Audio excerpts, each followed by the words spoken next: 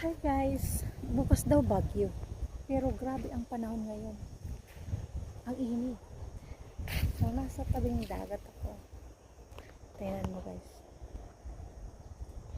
Okay. Ganyan siya. Katindi ang init. Sa tabing dagat. Pero nandun pa rin sila. Naglalaro. Wala kasing klase ngayon. Vacation na dito sa Hong Kong.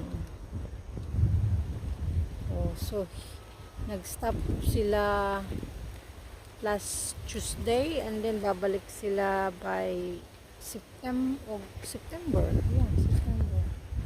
So ngayon, usually ang mga parents dinadala ang mga anak nila dito sa dagat.